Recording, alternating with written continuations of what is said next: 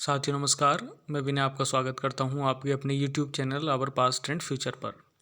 साथियों आज 21 जून है और इस दिन जो दिवस मनाया जाता है वो है अंतर्राष्ट्रीय योग दिवस। तो हम लोग आज इसी टॉपिक पर चर्चा करने वाले हैं। ये हमारा आज का टॉपिक है और मिसेलेनियस का दूसरा टॉपिक है।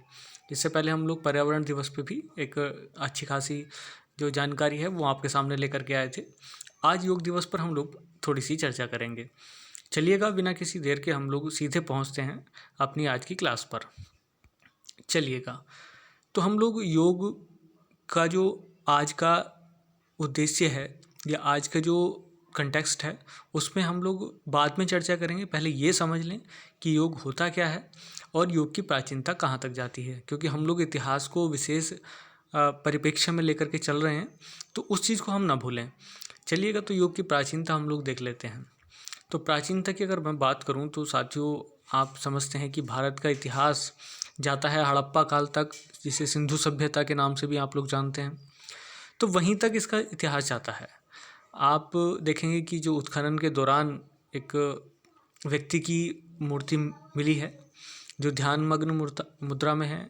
ऐसा लगता है कि वो अपनी नासिका के अग्रभाग पर ध्यान लगाए हुए बैठा है। तो इस तरीके से संभवतया जो योग की प्राचीनता है वो भारतीय संस्कृति की मूल तक है, यानी कि हड़प्पा काल तक। हड़प्पा काल के बाद जब आप देखेंगे तो उसके बाद अलग अलग समयों पर अलग अलग लोगों द्वारा इसकी अलग अलग व्याख्या की है। तो उसमें आता है वैदिक काल। वैदिक काल में आप देखेंगे कि ऋग्वेद और जो उसके सब पार्ट्स हैं उपनिषद, तो उसमें भी इसका वर्णन मिलता है। तो ये आप वैदिक काल में देखेंगे, हड़प्पा काल में भी। उसके बाद जब महाकाव्य काल आता है तो महाकाव्य काल में गीता में लॉर्ड कृष्णा ने इसको बखूबी डिस्क्राइब किया। कैसे किया वो अभी हम देखेंगे बाद में। पहले हम प्राचीनता देख लेते हैं। और उसके बाद आप देखेंगे कि शुंग काल जिसमें आप महर्षि पतंजलि का नाम विशेष तौर से रखेंगे, जिसमें योग सूत्र नाम से उन्होंने एक पुस्तक भी डिज़ाइन की और उसमें बताया अष्टांग योग के बारे में। कैसे अष्टांग योग होता है वो सारी जानकारी इन्होंने अपने योग सूत्र में दी। और ये शुंगकालीन रहे हैं, जो पुष्यमित्र शुंग उनके समकालीन। चलिएगा कोई बात नहीं, अब ये तो हो गई बात यहाँ तक की। अब ये समझ लेते हैं कि योग क्या है। साथियों योग को अलग अलग समय में अलग अलग तरीके से डिस्क्राइब भी किया गया। पहले इसका शाब्दिक अर्थ देख लेते हैं। तो शाब्दिक अर्थ होता है मिलना, और मिलना भी किस चीज़ का? आत्मा का परमात्मा के साथ, ऐसा पहले कहा गया। और इस तरीके से आप लोग देखेंगे कि आत्मा यानी कि शरीर जो जीव है अपने चित्त की वृत्तियों को कंट्रोल करके अपना संबंध स्थापित कर लेता है ईश्वर के साथ, और वही कहलाती है ध्यान की स्थिति। चलिएगा अब देखते हैं कि गीता में लॉर्ड कृष्णा ने योगा के बारे में क्या बताया। तो लॉर्ड कृष्णा ने कहा उसमें स्थित प्रज्ञता, यानी कि व्यक्ति को स्थित प्रज्ञ होना चाहिए। साथियों स्थित प्रज्ञता की मतलब बात होती है, जिसे अंग्रेजी में बोलते हैं स्टॉइक। मतलब ऐसा व्यक्ति जो लगभग समभाव हो। समभाव का मतलब कि हर परिस्थिति में एक ही भाव रखता हो, सुख में भी समान, दुख में भी समान, सफलता में भी समान और असफलता में भी समान। मतलब हर परिस्थिति में अपने आप को स्थिर रखने वाला व्यक्ति, जिसने मन की चंचलता को कंट्रोल कर लिया हो। इस तरीके से गीता के अनुसार योग की बात की गई है। तो ये आप लोग समझ सकते हैं। और सबसे महत्वपूर्ण बात जो यहाँ पर योग संबंधी आती है वो आती है पतंजलि के योग सूत्र से।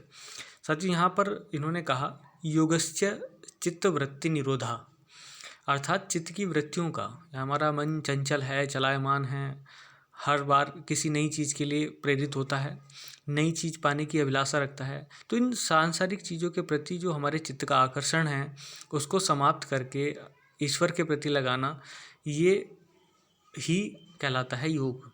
और इस तरीके से उसको करने के, उसको पाने के 8 हिस्से बता दिए गए हैं, 8 अंग बता दिए गए हैं, और इसी को अष्टांग योग कहा गया है।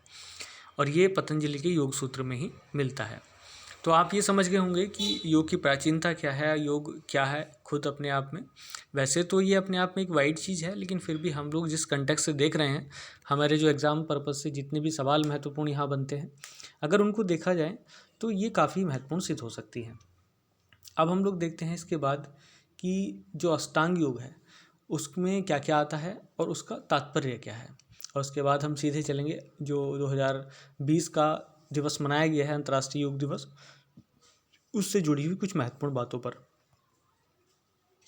तो अष्टांग योग में जो पहला आता है वह यम, मेरे साथ दोहरा लीजिएगा एक बार। नियम, आसन, प्राणायाम, प्रत्याहार, धारणा, ध्यान और समाधि। इस तरीके से आप लोग देखेंगे कि ये अष्टांग योग है। इनके नाम एक एक करके मेरे साथ दोबारा देख लीजिएगा। यम, नियम, आसन, प्राणायाम, प्रत्याहार, धारणा, ध्यान और समाधि। साथियों, इस तरीके से जो जीव है वो ईश्वर के साथ एकाकार हो जाता है, मिलकर के एक हो जाता है, और फिर अंतर नहीं रह जाता है जीव में और परमात्मा में।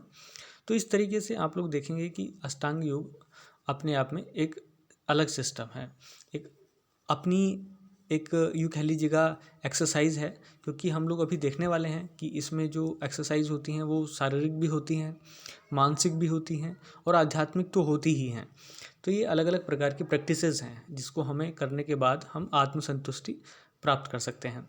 चलिएगा, इसमें पहले हम ये देख लेते हैं कि किस चीज़ का संबंध किससे है। तो इसमें जो पहले 3 दिख रहे हैं, यम, नियम और आसन, साथियों ये इनका संबंध है हमारे शरीर से। ये शारीरिक क्रियाएं हैं जिसे हम लोग अपने इस भौतिक शरीर से करते हैं। उसके बाद जो 3 है, प्राणायाम, प्रत्याहार और धारणा, इनका संबंध मन से है। उसके बाद ध्यान जो लिखा हुआ है इसका संबंध जीव से है या परमात्मा से है, यूँ कह लीजिएगा सीधा सीधा, इसे मनुष्य अपने लिए करता है। और लास्ट में जो समाधि है उसको हम कहते हैं शून्यता, क्योंकि साथियों उसी में सब कुछ आ जाता है, उसी में सब कुछ समावेश हो जाता है उसमें सभी चीज़ों का, इसलिए उसको शून्य वर्ग में रखा है। तो अब आप देखेंगे कि ये हैं क्या क्या। तो सबसे पहले हम लोग चलते हैं यम पर। तो साथियों यम क्या है? तो यम को अगर हम सीधे और सरल शब्दों में कहें तो उसे कहते हैं हम संयम। संयम मतलब अपने आप पे कंट्रोल। तो ये क्या है? तो 5 प्रकार की सामाजिक नैतिकताएं हैं। आप लोग देखेंगे इसको लगभग हर धर्म में स्वीकार किया गया है। आज तो वैसे योग का अगर हम लोग देखें तो वैश्विक स्तर पर काफ़ी प्रचार हो चुका है, लेकिन मूल देखें तो इसमें आप जैन और बौद्ध धर्म और इवन मुस्लिम धर्म में जो सूफिया हैं, तो वहाँ पर भी आप लोगों को ये सब चीज़ें देखने को मिल जाएंगी। चलिएगा, जैन धर्म में इनको पंच महाव्रत कहा गया है, इन्हीं 5 सामाजिक नैतिकताओं को, और बौद्ध धर्म में इन्हें पंचशील सिद्धांत कहा गया है। वैसे तो 10 शील हैं, लेकिन उसमें से पंचशील जो हर व्यक्ति के लिए ज़रूरी हैं वो यहाँ पर दिए गए हैं। तो चलिए 5 कौन से हैं वो शील? ये है सत्य, मतलब मनुष्य को प्रत्येक दशा में अपनी जिह्वा पर संयम रखना होता है, मतलब अपनी वाणी पर संयम रखना होता है। मतलब ये है कि अपनी किसी भी बात को वो असत्य ना कहे, बल्कि सत्य रूप को ही सामने वाले के सामने प्रस्तुत करे। दूसरा है अहिंसा, अपने कर्मों पर थोड़ा सा संयम रखे। हम किस प्रकार के कर्म कर रहे हैं उसमें हिंसा का कोई रोल ना हो, और इस तरीके से हम लोग अपने कर्म पर, अपनी वाणी पर अगर कंट्रोल करेंगे तो हमारा अष्टांग योग का हिस्सा पहला कंप्लीट होता है। तीसरा है अस्तेय। अस्तेय मतलब चोरी न करना। साथियों अपने विचारों पर कंट्रोल करना है, मतलब संयम है एक प्रकार का। तो अपना सभी तरीके से आपको संयमित रहना है। अपरिग्रह है धन संग्रहण करने से बचना।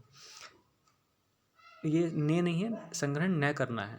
तो किसी भी प्रकार की वस्तु संग्रहण या द्रव्य संग्रहण या धन संग्रहण आप कहें तो ये भी एक संयमितता है, और ये भी आपको हर धर्म में देखने को मिल जाएगा।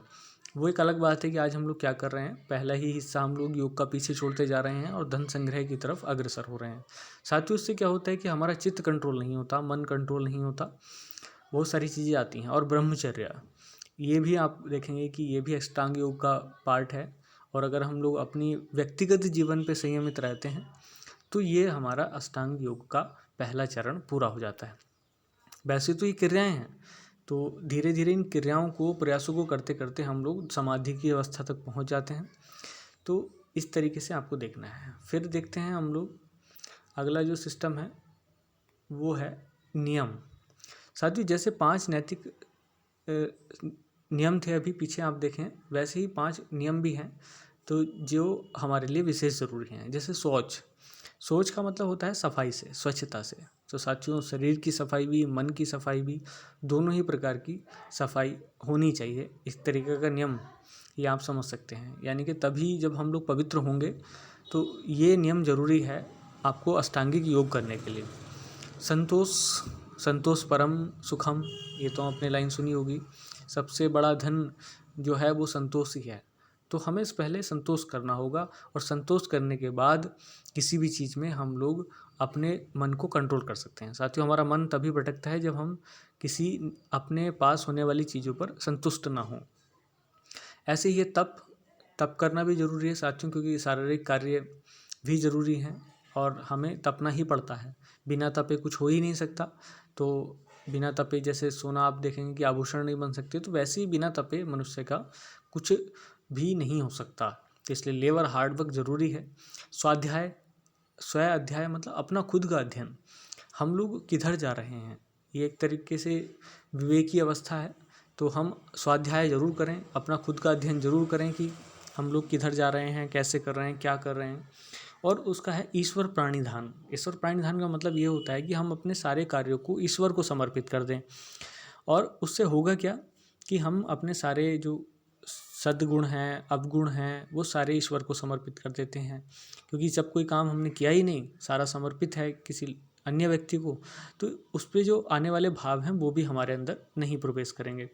तो इस तरीके से 5 यम को निभाते हुए उसके बाद हमें 5 नियम भी फॉलो करने पड़ते हैं। उसके बाद आसन। साथियों, ये शारीरिक अवस्थाएं हैं। आप देखते हैं कि विभिन्न प्रकार के आसन हमारे आसपास मिल जाएंगे, और जिसको नहीं पता है तो सीधे बाबा रामदेव से संपर्क करें, और वो सारे प्रकार के आसन आप देख सकते हैं, जिसमें फिजिकल हेल्दी होने का, यानी कि शारीरिक रूप से स्वस्थ होने की अनेक क्रियाएं उसमें शामिल होती हैं। आपको पता है कि शरीर स्वस्थ होने से ही आप मानसिक तौर से भी स्वस्थ होते हैं। प्राणायाम, प्राण में स्थिरता। साथियों, हम लोग जो स्थिरता चाहते हैं वो योग का एक अंग है, क्योंकि हम लोग योग में चाहते हैं स्थिरता, मन की स्थिरता, तन की स्थिरता। तो हम लोग मन को स्थिर कर पाएँ उससे पहले हमें अपने शरीर को स्थिर करना होता है। तो इस तरीके से आप देखेंगे कि पहले बाहरी चीज़ों को कंट्रोल करना होता है, फिर अंदर की चीज़ों को कंट्रोल करना होता है, और दोनों का ही रोल बड़ा इम्पोर्टेंट है। तो ऐसे ही प्राणायाम है जिसमें प्राणों की स्थिरता जरूरी होती है, ये भी एक इसका अंग है। प्रत्याहार, प्रत्याहार एक अवस्था है जिसमें प्राण स्थैर्य और मन स्थैर्य, क्योंकि अभी मैं बता रहा था जिसमें प्राणों की स्थिरता और मन की स्थिरता, इसके बीच की जो अवस्था है वो प्रत्याहार कहलाती है। तो वो भी चीज़ आपको देखनी है। धारणा, धारणा जब आप देखेंगे कि हम ध्यान की तरफ जाते हैं तो हमें किसी न किसी चीज़ पर अपना ध्यान केंद्रित करना होता है। तो या तो ये कोई वस्तु हो सकती है, या हमारे शरीर का अंग, जैसे हम लोग देखते हैं कि नासिका के अग्रभाग पे ध्यान लगाना, या किसी अन्य चीज़ पर ध्यान लगाना, तो ये होती है धारणा। और फिर जब यही चीज़ आगे चलती है, सब चीज़ें मिलकर के एक होनी शुरू हो जाती हैं, तो एकाकार रूप उसका ध्यान कहलाता है। और जो ध्यान की भी परिपक्व अवस्था होती है उसी को हम लोग कहते हैं समाधि, और इस तरीके से ईश्वर में विलीन हो जाता है व्यक्ति। तो ये खास बात होती है अष्टांग योग की, और यही चरणबद्ध प्रक्रिया है यहाँ तक पहुँचने की। वैसे तो आप इसको अलग अलग चरणों में ना लें, ये एक ही प्रक्रिया है जिसको एक साथ करना होता है। ऐसे नहीं कि आप लोग नियम बाद पहले फॉलो करेंगे उसके बाद ऐसा कुछ हो, ऐसे कुछ नहीं। ये एक ही पार्ट है जिनको अलग अलग हिस्सों में बांटा गया है। तो ये सारी बातें तो आपको ध्यान में रखनी ही हैं। ठीक है, तो आप लोग समझ गए होंगे कि योग क्या है, योग के अंदर आने वाली चीज़ें क्या हैं।